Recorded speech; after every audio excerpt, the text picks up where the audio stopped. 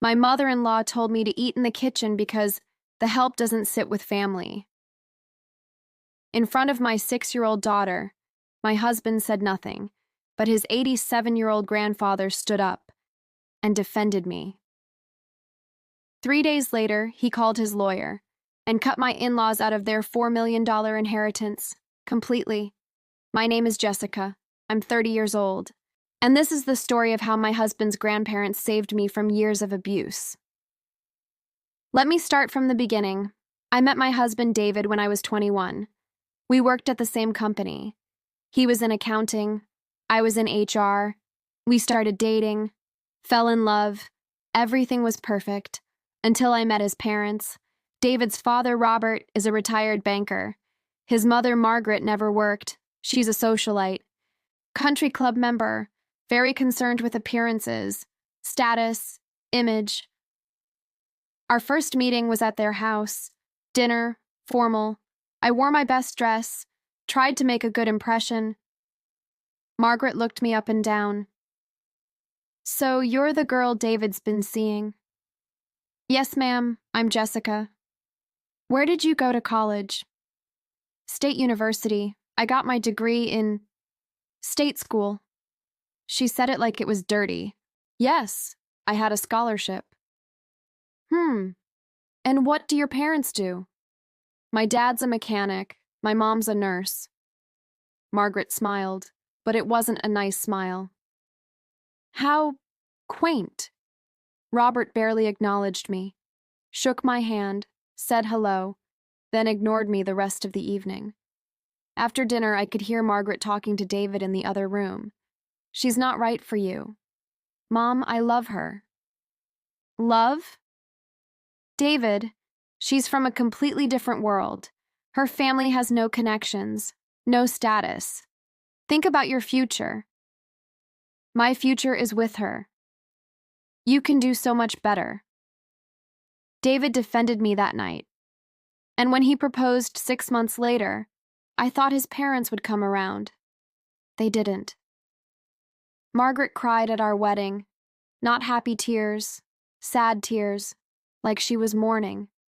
Robert gave a toast, cold, formal. To David and his bride. He didn't even say my name. After the wedding, things got worse. We'd visit for holidays. Margaret would criticize everything about me: my hair, my clothes, my cooking, my education. "Did they not teach you proper table manners at your state school?" "Jessica, you really should do something about your appearance. You're representing our family now. Is that what you're wearing? To church?" Every visit was torture. Robert would ignore me completely, walk into a room where I was sitting, act like I wasn't there, talk to David, ask him questions, never acknowledge my presence. It was like I was invisible. David would notice, but he never said anything. That's just how Dad is. He's not good with new people. Mom's just particular. Don't take it personally. They'll warm up to you eventually.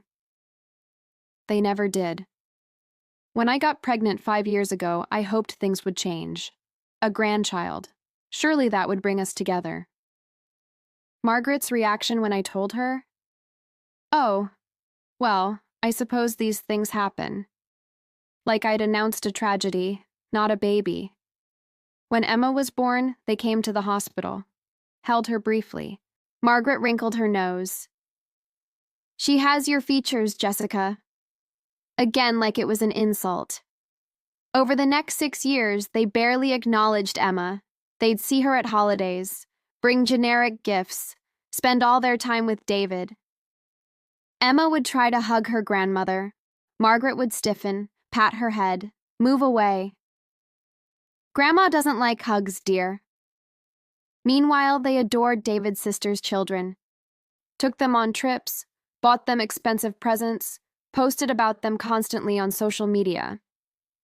Emma noticed. "Why don't Grandma and Grandpa like me?" "They do like you, sweetie. They like Cousin Madison more." She was right. The abuse got more blatant. Margaret would forget to include me in family photos. Oh, Jessica, could you step aside? Just family in this one. I was married to her son, mother of her grandchild, but not family. She'd throw parties and not invite me. It's just for the family, dear. David would go without me. It's easier if I just go alone. You don't like these things anyway. I started to believe I was the problem. Maybe I wasn't good enough. Maybe I didn't belong. Maybe they were right to exclude me. My self-esteem was destroyed. I stopped arguing, stopped defending myself, just accepted it. 8 years of this, 8 years of abuse, and my husband did nothing. Then last month, everything changed. David's grandparents came to visit, Thomas and Eleanor, his father's parents. They live in Florida. We don't see them often, maybe once a year. But they've always been kind to me. Really kind. Thomas is 87. Eleanor is 85. Married for 65 years. They're wonderful people. Warm, loving. The opposite of Robert and Margaret. They came for a 2-week visit, staying with Robert and Margaret, but spending time with us too.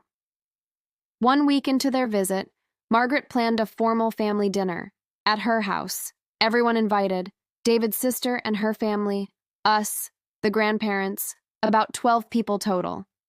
I dressed nicely, did my hair. Emma wore her pretty dress. We arrived at 6. The house was pristine, formal table set, fine china, crystal glasses. Everyone gathered in the living room, making small talk. Thomas and Eleanor hugged me warmly. Jessica, dear, you look lovely. Thank you, Eleanor. And Emma, come give your great-grandma a hug. Emma ran to her. Unlike Margaret, Eleanor actually wanted to hug her great-granddaughter. Margaret called everyone to dinner. We moved to the dining room. The table was set for 11 people. I counted. 11. There were 12 of us. I realized immediately, there was no place setting for me. Margaret started directing people to their seats, Thomas at the head, Eleanor beside him, David next to his mother, Emma between David and his sister, everyone finding their places. I stood there, waiting. Margaret finally looked at me. Oh, Jessica, I'm sorry, we're short a chair. Would you mind eating in the kitchen? There's a small table in there. Everyone stopped, looked at me. I felt my face burning. In the kitchen? Yes, just for tonight. We didn't have room at the table. David opened his mouth, then closed it. Said nothing. I started to walk toward the kitchen. Humiliated. Again. Then I heard a chair scrape. Thomas stood up. All 87 years of him. Slowly. Deliberately. What did you just say to her? Margaret turned. Dad, we just don't have enough. You told your son's wife, the mother of your granddaughter, to eat in the kitchen, like hired help. We're just short on space. There are 11 settings for 12 people. You deliberately excluded her. Dad, you're making a scene. I'm making a scene? His voice got louder. You've been making her life miserable for 8 years and you think I'm making a scene? Margaret's face went white. I don't know what she's told you. She hasn't told me anything. I have eyes. I've watched you exclude her, ignore her, treat her like she's not good enough, for years. Robert spoke up. Dad, you don't understand the situation. I understand perfectly. You're both bullies. You've been bullying this woman since the day she married your son. Eleanor stood up too, walked over to me, took my hand. Come on, dear. We're leaving. Mom, please. Margaret started. No, I will not sit at a table where my great-granddaughter's mother is treated like this. She looked at Emma. Emma, sweetheart, come with great-grandma. Emma got up, confused but obedient. Thomas looked at David. And you You've been sitting here for 8 years watching them abuse your wife and you've said nothing. David looked down, ashamed. I'm disappointed in all of you. Thomas, Eleanor, Emma, and I walked out, left them sitting there, stunned, silent. We went back to our house, ordered pizza, sat in the living room. Thomas held my hand. How long has this been going on? Since we got engaged. And David? He sees it, but he says that's just how they are. Thomas shook his head. That's not acceptable. Eleanor was crying. I'm so sorry, Jessica. We knew they were difficult, but we didn't know it was this bad. I've just learned to accept it. You shouldn't have to. We talked for hours. I told them everything, the comments, the exclusion, the way they treated Emma differently, all of it. Thomas and Eleanor listened, horrified. Before they left that night, Thomas said something. This isn't over. 3 days later, Thomas called. Jessica, Eleanor and I have made a decision. Okay? We've called our lawyer. We're changing our will. Thomas, you don't have to. Yes, we do. We have an estate worth about $4 million. Robert was set to inherit half. His sister would get the other half. I understand. We're removing Robert from the will entirely. His share is being split. Half goes to David directly, in trust, with stipulations. He must attend family counseling with you. He must stand up to his parents, or he loses it. Thomas. The other half goes to you and Emma, in trust, for your security.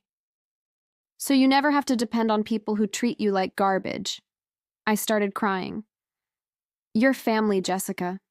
You've been family since you married our grandson, and family doesn't treat each other the way they've treated you. What about Margaret and Robert? They can live with the consequences of their cruelty. The will was changed within a week. Robert and Margaret found out 2 weeks later. Thomas told them himself, by phone. I wasn't there, but Thomas told me about it later. You did what? Robert shouted. You heard me. You're out of the will. Dad, you can't be serious. I'm completely serious. You and Margaret have spent 8 years tormenting Jessica, excluding her, treating her like she's beneath you. I won't reward that behavior with my money. She poisoned you against us. No. Your own actions did that. I have eyes. I've watched you, and I'm disgusted. That money was supposed to be our retirement. Then you should have treated your daughter-in-law with respect. Margaret got on the phone, screaming. You can't do this. Jessica doesn't deserve that money. Jessica deserves better than your family has given her. My money will make sure she and Emma are secure. No matter what you do. They threatened to contest the will. Thomas said, try it. They did. Hired lawyers. Claimed Thomas and Eleanor weren't of sound mind. That I'd manipulated them. The court disagreed. Thomas and Eleanor were sharp, competent. They testified, explained their reasoning. My son and daughter-in-law have engaged in years of emotional abuse toward my grandson's wife. I will not leave my legacy to people who treat others with such cruelty. The judge ruled in their favor. The will stood. Robert and Margaret lost $2 million. They blame me, completely. Margaret calls me, screaming. You stole our inheritance. I didn't steal anything. Your actions cost you everything. We'll never forgive you. I don't need your forgiveness. I needed your basic human decency. You couldn't even give me that. David has been conflicted. He's angry at his parents for how they treated me, but also devastated about the will, about the family falling apart. Thomas's stipulation was clear. David must attend counseling, must learn to set boundaries with his parents, or he loses his inheritance too. So we're in therapy. It's hard. David's realizing how much he enabled, how much he let me suffer. He's working on it, slowly, We're not sure if the marriage will survive, but at least he's trying now. Emma asks about her grandparents sometimes. Will we see Grandma and Grandpa again? Maybe someday, when they learn to be kind. What about Great-Grandpa and Great-Grandma? Them we'll see all the time. And we do.